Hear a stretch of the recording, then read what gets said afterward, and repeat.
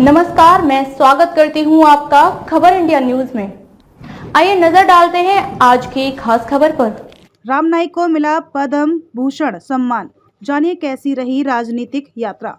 2004 के लोकसभा चुनाव में मुंबई उत्तर सीट से राम नाईक को अभिनेता गोविंदा ने चुनाव हरा दिया। इस हार का मलाल उन्हें अभी तक है, जिसका जिक्र उन्होंने अपनी किताब में भी किया है। वहीं 2013 में उन्होंने लोकसभा चुनाव से संन्यास ले लिया था। बाद में राम नाईक को उत्तर प्रदेश का राज्यपाल बना दिया गया था।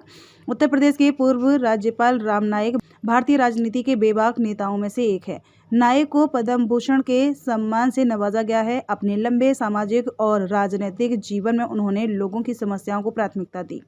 अपनी कार्यशैली की वजह से राम नाईक सक्रिय राजनीति से दूर होने के बावजूद लोगों के मानस में बने रहे। लगभग 4 दशक तक सक्रिय राजनीति में रहने के बाद उन्होंने साल 2014 में उत्तर प्रदेश के राज्यपाल के पद की शपथ ली थी। वहीं साल 2019 तक इस पद पर रहे थे। हालांकि इसके बाद उन्होंने सक्रिय राजनीति में लौटने का ऐलान भी किया था।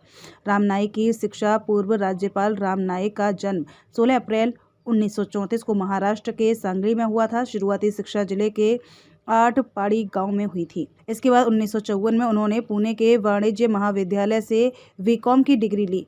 वहीं मुंबई में किशनचंद चेलाराम डिग्री कॉलेज से 1958 में एलएलबी में मास्टर्स किया। इसके बाद उन्होंने अकाउंटेंट जनरल के ऑफिस में अपर श्रेणी लिपिक के पद पर काम करना शुरू किया। बाद में उनका प्रमोशन हुआ और 1969 तक कंपनी सचिव और प्रबंध सलाहकार के पद तक पहुंच गए।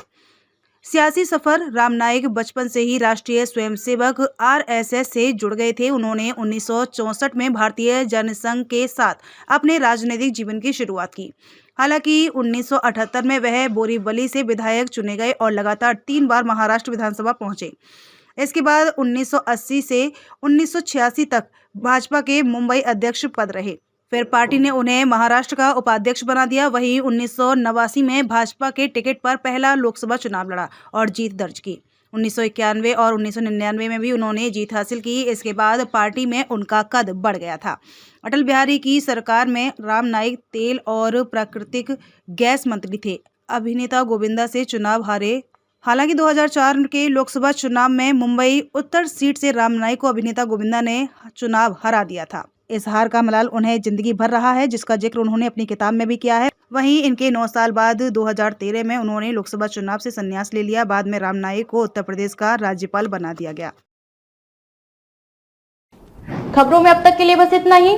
फिर होगी आपसे मुलाकात ऐसे ही एक खास खबर के साथ। तब तक के लिए नमस्कार और बने रहिए खबर इंडिया न्यूज के साथ।